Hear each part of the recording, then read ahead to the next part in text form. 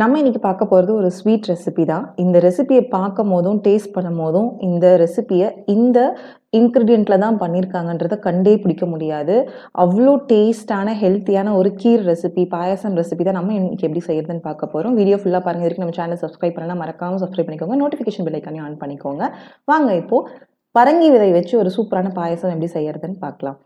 So pumpkin seeds வந்து பார்த்திங்கன்னா நம்ம ஹேருக்கு, ஸ்கின்னுக்கு, நம்மளோட டைஜஷனுக்கு எல்லாத்துக்குமே வந்து பார்த்திங்கன்னா நல்லா என்ஹான்ஸ் பண்ணி நமக்கு வந்து ஆரோக்கியமான இருக்கிறதுக்கான ஒரு சப்ளிமெண்ட்ரியாக நம்ம எடுத்துகிட்ருக்கோம். ஸோ அந்த பம்கின் சீட்ஸை நம்ம வந்துட்டு ஃபஸ்ட்டு கொஞ்சமாக அரிசி மாவு, ஒரு 2 டேபிள் ஸ்பூன் அரிசி மாவு, கொஞ்சமாக தண்ணி ஊற்றி நல்லா நம்ம கையில் வச்சு இப்படி தேய்ச்சி விட்டோம் அப்படின்னா உங்களுக்கு அந்த மேலே இருக்கிற க்ரீன் லேயர்லாம் போயிட்டு உங்களுக்கு ஒயிட்டாக வந்துட்டு பம்கின் சீட்ஸ் வந்து கிடைக்கும். ஸோ நல்லா தேய்ச்சி விட்டிங்கன்னா ஒரு 5 to 10 மினிட்ஸ் ஆகும். நீங்கள் குவான்டிட்டியை பொறுத்து நல்லா தேய்ச்சி விட்டிங்கன்னா இந்த மாதிரி ஒயிட் கலர் கிடைக்கும். இல்லைனா நீங்கள் சும்மா வாஷ் பண்ணிவிட்டு அப்படியே க்ரீன் கலராகவும் போட்டுக்கலாம். அது அப் டு நம்ம விருப்பம் தான். பட் இந்த ரெசிபிக்கு இப்படி செஞ்சால் கொஞ்சம் பார்க்குறதுக்கும் டேஸ்ட்டும் சூப்பராக இருக்கும். இப்போ நம்ம அதை வந்து கொஞ்சமாக பால் விட்டு திக்காக அரைச்சி எடுத்துக்கலாம்.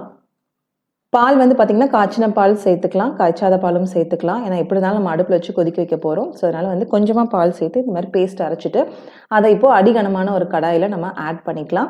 நீங்கள் வந்து மண் பாத்திரம் இருந்தால் அதில் கூட செய்யலாம். ஸோ இது வந்து பார்த்திங்கன்னா ஒரு பாரம்பரியமான பாயாசம் ரெசிபி. தெலுங்கு சைடில் வந்துட்டு செய்வாங்க. ரொம்ப டேஸ்ட்டாக இருக்கும். நம்ம வந்து பார்த்திங்கன்னா 50 கிராம் பம்கின் சீட் எடுத்து கழுவி அதை பால் விட்டு அரைச்சிருக்கோம். அது கூட 1 கப் வந்து பால் சேர்த்துருக்கோம். நான் வந்து காய்ச்சின பால் தான் சேர்த்துருக்கேன்.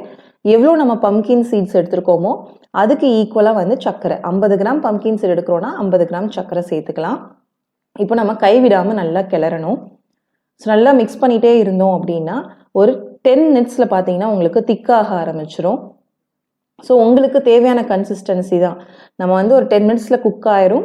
ஸோ அதுக்கப்புறம் பார்த்தீங்கன்னா நம்ம மிக்ஸ் பண்ணிகிட்டே இருந்தோம் அப்படின்னா நல்லா ட்ரை ஆகும். இல்லை நமக்கு வந்துட்டு போரிங் கன்சிஸ்டன்சியில் வேணும்னா நம்ம இன்னும் கொஞ்சம் பால் சேர்த்து கூட இதை வந்து மேக் பண்ணிக்கலாம். நான் வந்து இன்றைக்கி திக்கான கன்சிஸ்டன்சி தான் மேக் பண்ண போகிறேன். அதனால் நல்லா வந்துட்டு சுன்ற அளவுக்கு நம்ம காய்ச்சிருக்கோம். ஒரு 15 மினிட்ஸ் ஆச்சு எனக்கு இந்த கன்சிஸ்டன்சி வர்றதுக்கு.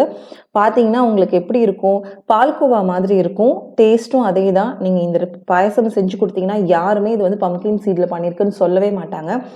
அப்படியே எக்ஸாக்டாக பால்கோவா மாதிரியே இருக்கும். எவ்வளோ சாப்பிட்டாலும் பத்தாது. கண்டிப்பாக ட்ரை பண்ணி பாருங்கள்.